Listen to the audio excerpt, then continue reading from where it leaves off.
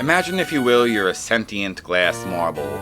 You find yourself in some tripped-out universe clearly designed by the likes of MC Escher. The only entry on your to-do list is getting from point A to point B in a limited amount of time. Seems easy enough, right? But then you find that anything and everything is out to stop you from completing this menial task, including your own clumsiness, as the unforgiving gravity will constantly remind you. Of course, we're speaking of Marble Madness, released to arcades by Atari Games in 1984. Throughout 6 exciting races, your job is to get your marble to each of the goal lines as safely and quickly as possible. While you have unlimited lives, any misadventure that happens upon our hapless sphere will eat up precious seconds. Black steelies will drive to knock you over the edge. Marble munchers will make a meal out of you. Acid puddles will dissolve you. Vacuums will suck you away piece by piece. However, you can get some revenge in the silly race, squashing miniaturized versions of your adversaries for a few bonus seconds.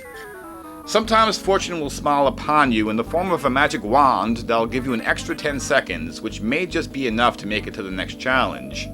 Finish all 6 courses and earn a nice pat on the back.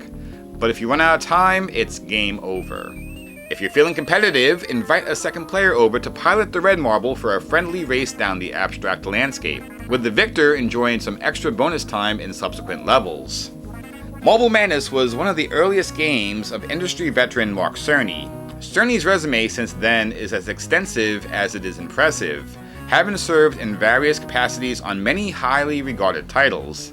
These include Sonic the Hedgehog 2, the original Crash Bandicoot series, Uncharted, Drake's Fortune, and many of the Ratchet & Clank games, just to name a few. In 2010, he was inducted into the Academy of Interactive Arts and Sciences Hall of Fame. And as of late, Cerny served as lead architect for Sony's PlayStation 4 console.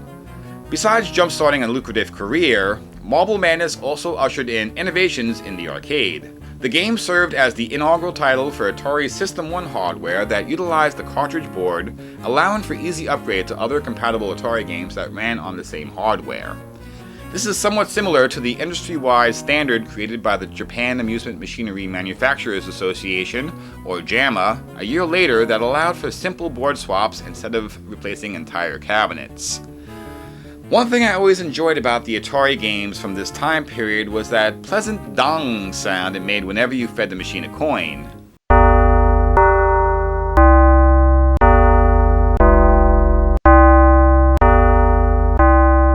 That is the sound most wonderful, as if the machine is appreciative and overly excited to entertain you. Speaking of sound, Marble Madness holds the distinction of being the first arcade game to offer true stereo sound, courtesy of the Yamaha sound hardware found on Atari's System 1 and later System 2 boards. This new direction in rich arcade audio certainly did not go to waste. Marble Madness has the most pleasing soundtrack, courtesy of composers Brad Fuller and Hal Cannon. From the cautiously curious tune that matches new players' assumed inexperience in the practice race, to the joyfully upbeat melody that reminds you to have fun in the beginner's race,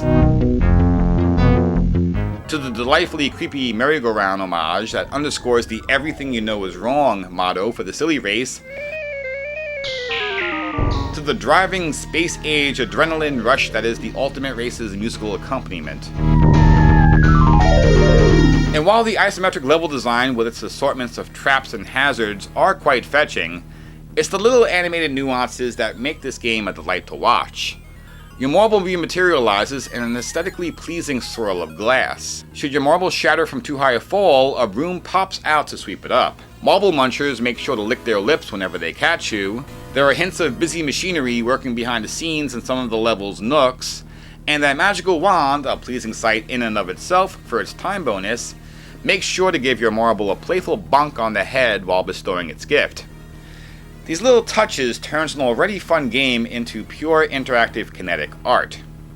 Marble Madness was a high earner for Atari upon its release, though the short length of the game led to sharp drop-offs in profits after 6 weeks.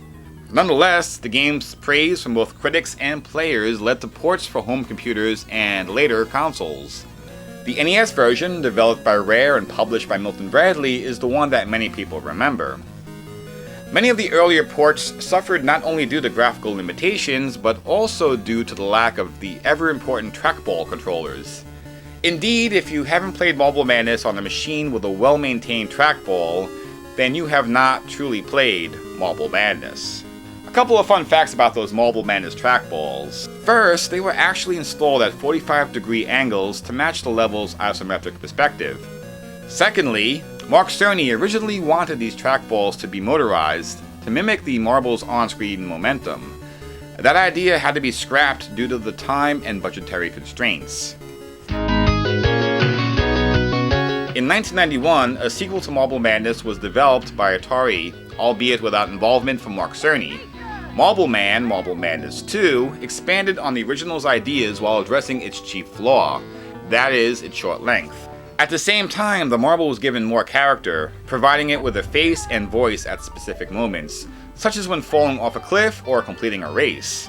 The cabinet, this time allowing for up to 3 players, was play-tested on-site initially with trackballs and then later with standard joysticks. However, as the arcade scene was turning to fighting-based games, with Capcom's Street Fighter II dominating the market, Atari decided to shelve this in favor of Guardians of the Hood. Yeah, remember that game? The test cabinets for Marble Man are in the hands of a scant few private collectors, none of whom have agreed to make dumps of the ROM data publicly available. Nevertheless, Marble Madness is still a wonderful title that holds up even today. If you find the machine in the wild and its balls are well lubricated, make sure to plop down a few tokens. Short of that, I think the NES version is quite decent so long as you use anything but the stock control pads, such as an Advantage or the NES Max. It even lets you play with your controller at a 45-degree angle if that helps. Or better yet, find a copy of Arcade's Greatest Hits, the Atari Collection 2, for the original PlayStation, which contains the arcade version of Marble Madness.